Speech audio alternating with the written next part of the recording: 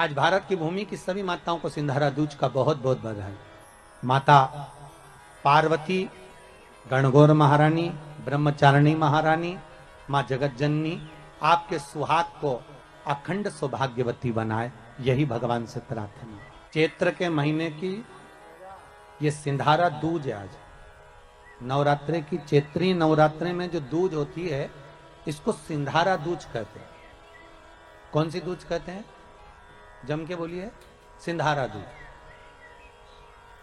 सिंधारा दूज का मतलब यह होता है कि कल है तीज, जिसको हमारे यहां गणगौर तीज कहते हैं। शंकर और पार्वती 16 दिन तक तैयार हुए थे और तैयार होने के बाद शिव और पार्वती शिव महापुराण के यजमान बनकर जा रहे थे। तो कल का दिन है वो। कौन सा दिन है कल का?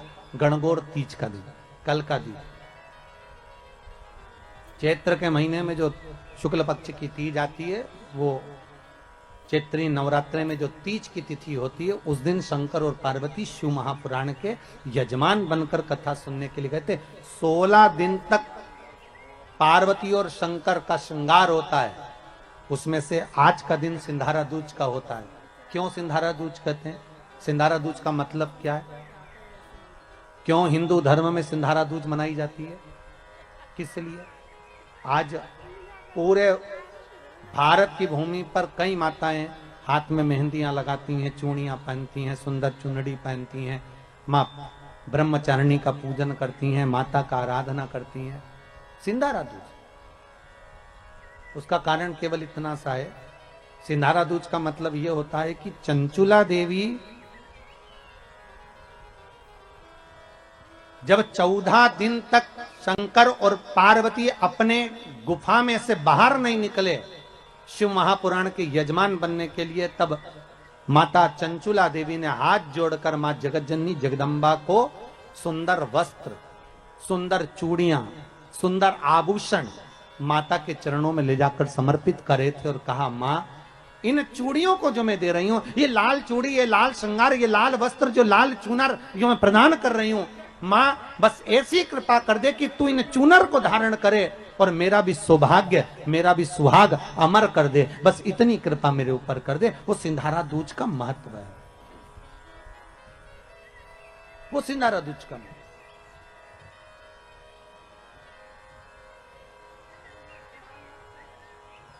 आज भारत की भूमि की सभी माताओं को सिंधारा दूज का बहुत बहुत बधाई।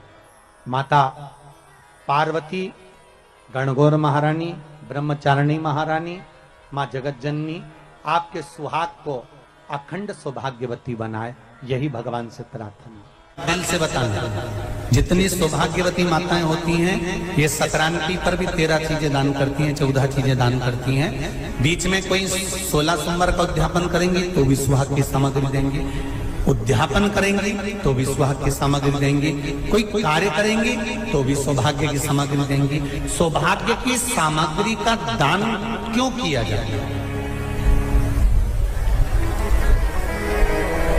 सौभाग्य सूचक वस्तुओं का दान क्यों किया जाता है? सौभाग्य की वस्तुएं क्यों प्रदान करी जाती है, क्यों दी जाती है? उसका कारण क्या है?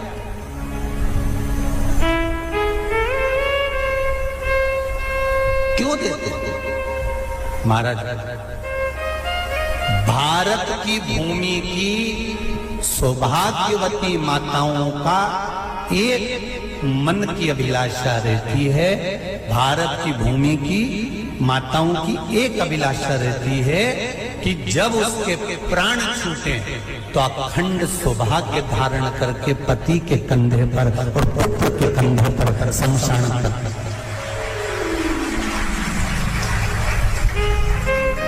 ये भारत की भूमि की माताओं की सोच, उनके मन का संकल्प, उनके मन का भाव।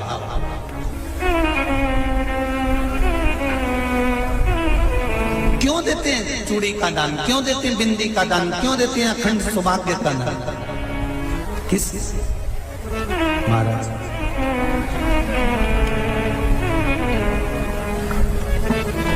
मेरे हाथों में भर भर के चूड़ी रहे,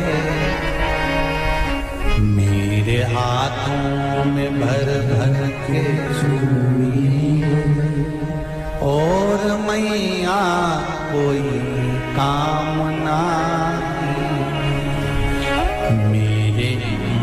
मस्तक पे चमकती चूनर रहे, मेरे मस्तक पे चमकती चूनर रहे। और मैया कोई काम नहीं,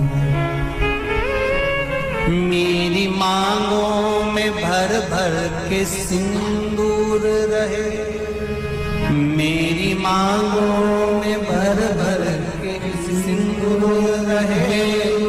और मैया कोई कामना नहीं, मेरे पाँव में बिछुड़ी का जोड़ा रहे। एक बिछुड़ी नहीं, कितनी? 2, 3, 4, 5। एक एक पाँव में जोड़े से बिछुड़ी होना चाहिए, केवल एक ही नहीं, सिंगल नहीं। वो तो आजकल का फैशन हो गया महाराज, जो केवल एक बिछुड़ी धारण कर लो उसी में फैशन दिखे।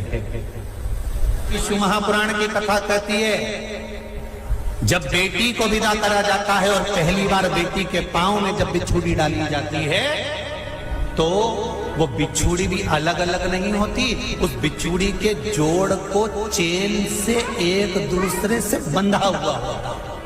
बोलो सही है कि गलत? जितने आस्था चैनल पर कथा सुन रहे हैं, जितने फेसबुक पर सुन रहे हैं, यूट्यूब पर सुन रहे हैं, सुन लेना कि मेरे भारत की माताओं का जब पाणी ग्रहण संस्कार किसी बेटी का होता है, उसके पांव में जब पहली बार बिछुड़ा पिनाया जाता है, बिछुड़ी पिनाई जाती है, तो वो बिछुड़ी भी एक दूसरे से बंधी हुई होती है, चेन से बंधी हुई होती है। उसको अलग अलग वाली बिछुड़ी शादी के मंडप में नहीं पिनाई जाती। क्यों? जैसे ये बिछुड़ी एक दूसरे से पांव में बंधी हुई है, तुम्हारी जिंदगी अंतिम श्वास तक ऐसी ही बंधी है, यही बनना चाहिए। वो तो अब माताओं ने थोड़ा सा फैशन चेंज कर दिया, अब पांव में ज्यादा बिछुड़ी नहीं करती, गड़ती है, चुभती है, एक बिछुड़ी धारण है। महाराज पर नहीं, बिछुड़ी भी 2 जोड़े से। हमारी माताएं, भारत की भूमि की जो माताएं हैं, ये चूड़ी भी हाथ में पहनती है तो जोड़े से पहनती है। बोलो जैसा सही है कि गलत है? एक अकेली चूड़ी माताएं हाथ में धारण नहीं करती हैं। अगर भारत की भूमि की संस्कारित माताएं हैं और भारत की भूमि की सभ्यता और संस्कृति को जानती है, तो अकेली चूड़ी नहीं, जोड़े की चूड़ी पहनेगी, 2 चूड़ा डालेगी, 4 डालेगी, 12 डालेगी, पर सिंगल नहीं, अकेले। महापुराण की कथा ये कहती है कि पार्वती जी ने और गंगा जी ने जितना सौभाग्य का दान दिया है, उनके बराबर दुनिया का कोई व्यक्ति इतना सौभाग्य का दान नहीं दे सकता, जो माता गंगा और पार्वती दोनों दान दे रहे हैं।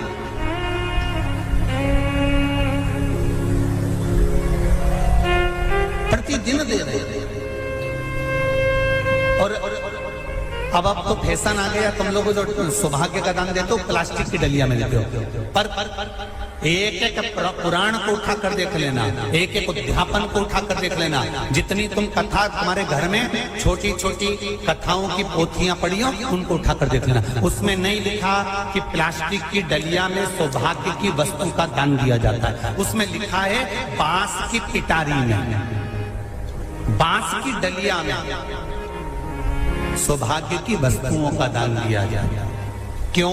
क्योंकि बांस वंश की वृद्धि करता है, बांस सौभाग्य की वृद्धि करता है, और बांस अखंड सौभाग्य। जैसे बांस का पौधा बढ़ते चले जाता है, बढ़ते चले जाता है, उसी तरह बांस की डलिया में जब दान दिया जाता है, बांस की टोकनी में जब दान दिया जाता है, तो ये भाव रखा जाता है कि तुम्हारा सौभाग्य ऐसे ही बढ़ता रहे। पर अब थोड़ा सा फैशन चेंज हो गया, तो प्लास्टिक की डलिया, पर प्लास्टिक की नहीं। व्रत पढ़ते हैं, ये किसी दूसरे के नहीं है, तीज का व्रत माता पार्वती का, छठ का व्रत माता पार्वती का, चतुर्थी का व्रत माता पार्वती का, ये सारे व्रतों की शुरुआत गंगा और पार्वती ने अपने बल से। सुंदरी के स्थान पर जल क्यों चढ़ाया जाता है? क्योंकि भगवान शंकर की सबसे छोटी लड़की जो है वो अशोक सुंदरी है, और ये जो छोटी लड़की है अशोक सुंदरी, ये नारी को अखंड सौभाग्यता का वर प्रदान करती है। कौन सी नारी को, किस नारी को अखंड सौभाग्यता देती है? तो महाराज शास्त्र कहता है जिस नारी के भाग्य में लिखा होता है कि इसको वैधव्य होना है, इसके पति को समाप्त होना है, अगर वो नारी अशोक सुंदरी वाली जगह पर जल चढ़ा देती है तो पति पर अगर काल भी मंडरा रहा होता है तो मां अशोक सुंदरी महाकाल से कहकर काल को टाल देती है। वो अशोक सुंदरी का शास्त्र कहता है सौभाग्यवती नारी जितना भजन पूजन करती है, सौभाग्यवती नारी जितना भगवत नाम स्मरण करती है, भगवत पूजन करती है, व्रत करती है, साधना करती है, तप करती है, पूजन करती है, पाठ करती है, आराधना करती है, अर्चना करती है, उस सौभाग्यवती नारी का किया हुआ दान, पुण्य, धर्म, भजन, कीर्तन, स्मरण, सेवा, चाकरी उसके पति के भी काम आती है और उसके पुत्र और पुत्री के भी काम आती है। एक सौभाग्यवती नारी के द्वारा किया, आवाज पकड़ रहा है, एक सौभाग्यवती नारी के द्वारा किया गया भजन, पूजन, स्मरण, संकीर्तन, नाम जाप, नाम कीर्तन उसके पति के भी काम आ रहा है और उसके बच्चों के भी काम आ रहा है। देखिए कितना सुंदर शिव महापुराण में चरित्र आया है वृंदा देवी का, कि वृंदा जितना नाम जाप करती है, वृंदा जितना नाम भजन करती है, वृंदा जितना नाम स्मरण करती है, उसके पति को उसका लाभ है। हमारे के व्रत का अगर आप विधान देखेंगे, और हम तो कहते हैं केवल 16 सोमवार से ही मतलब मत रखो। आप माताएं अगर एकादशी का व्रत कर रही है, सोमवार का कर रही है, मंगलवार का कर रही है, बुधवार का करे, गुरुवार का करे, चतुर्थी का करे, तीज का करे, छठ का करे, आप जो भी व्रत करते हो उस व्रत का विधान स्कंद पुराण में लिखा हुआ है। और स्कंद पुराण में क्या वर्णन लिखते हैं कि नारी जब सौभाग्यवती हो जाती है, लड़की की जब शादी हो जाती है और वो अपने पति के घर में जब रह रही होती है, पति के संग रह रही होती है, तो पति के घर में रहकर जितना भजन पूजन करती है, जितना स्मरण करती है, वो उसके द्वारा किया गया भजन, पूजन, व्रत, आराधना, उद्यापन, चाकरी, दर्शन, ये सब का फल उसके पति के खाते में भी जाता है और उसके पुत्र और पुत्री के भी खाते में जाता है। पर उसमें एक बात का विशेष ध्यान रखना, स्कंद पुराण कहती है कि आप व्रत को उठाएं। आपने व्रत उठाया, कहां उठाया? पति के घर से उठाया, ठीक है। आपने व्रत उठाया सोमवार का, 16 सोमवार का, पशुपतिनाथ का, या गुरुवार का, या मंगलवार का, या बुधवार का, जो भी व्रत आपने उठाया वो पति के घर से उठाया। अब आपका फर्ज क्या है कि व्रत आप अगर कर रही हो तो पति के घर का ही अन्न, पति के घर का ही जल,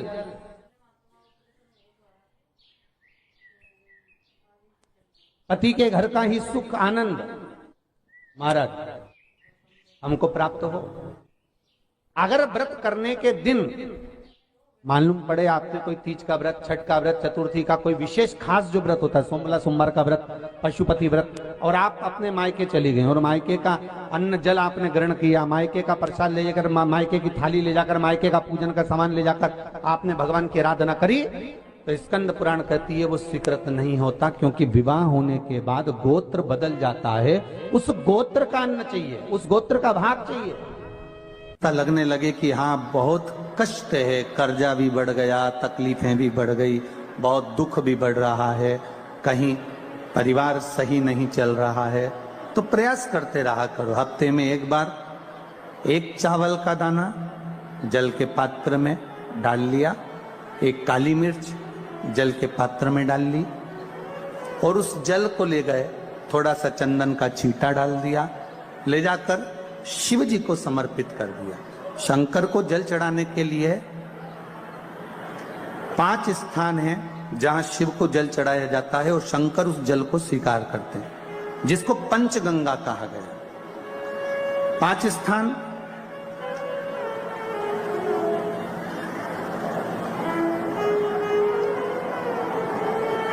अच्छे से समझ लीजिएगा, जब भी शिव मंदिर में जाएं तो ये 5 स्थान शिव को जल चढ़ाने के लिए ये रखा है। शिवलिंग,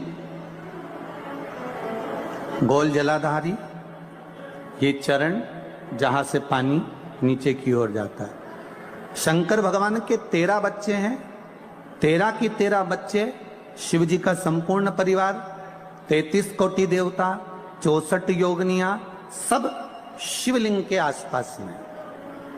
आप शंकर जी के मंदिर में जाकर यह कभी ना विचार करना कि पार्वती जी को ढूंढना पड़ेगा या गणेश जी को ढूंढना पड़ेगा या कार्तिकेय जी को ढूंढना पड़ेगा या भैरव को ढूंढना पड़ेगा। हमें शंकर के मंदिर में जाकर किसी देवता को ढूंढने की जरूरत नहीं है। जहां शंकर भगवान का शिवलिंग रखा हुआ है वो माता जी का हस्तकमल है, माता पार्वती जी का स्थान है। जहां शिवलिंग रखा है वो शंकर भगवान है। जहां जलाधारी है उस जलाधारी के पास में जहां पानी बहता है बीच में अशोक सुंदरी का स्थान है। जहां से पानी बह रहा है उसका राइट भाग वहां गणेश जी का स्थान है, लेफ्ट भाग कार्तिकेय जी का स्थान है। शंकर भगवान के ऊपर जो जल गिर रहा है वो शंकर भगवान की 5 लड़कियां जया, विषहरा, शामलीबारी, दौतली, देव, ये शंकर जी की 5 बेटियां ऊपर हैं। जहां से पानी बहकर उस निकासी से, जहां नाली बनी रहती है, पानी जहां से निकलकर बाहर मंदिर के जा रहा है वो 33 कोटि देवताओं का स्थान है। इसलिए सारे मंदिरों की परिक्रमा हो सकती है पर शंकर जी के मंदिर की परिक्रमा नहीं करते, क्योंकि वो जल जो जा रहा है वो 33 कोटि देवताओं का स्थान है, उसको हम लांघ नहीं सकते। वो स्थान जल चढ़ाते समय आप इसका स्मरण रखें। पानी का जब पात्र लेकर जाते हैं मंदिर के अंदर, सबसे पहले शिव जी का जो जलाधारी है उसमें राइट भाग पर अपनी मनोकामना कर कर जल चढ़ाएं, फिर लेफ्ट भाग में चढ़ाएं रोग मुक्ति के लिए। अशोक सुंदरी की जगह पर चढ़ाएं, ये 3रा स्थान। 4था स्थान माता पार्वती जी का जो कटी भाग है जहां पर शिवलिंग रखा हुआ है उस भाग पर जल चढ़ाएं, 4था भाग। 5वां भाग शंकर जी के ऊपर चढ़ाएं। ये 5 जगह पर जल क्रमवाइज चढ़ाएं। आप लोग जाते हो डायरेक्ट जाकर शंकर जी पे जल उंडेल करा जाता है।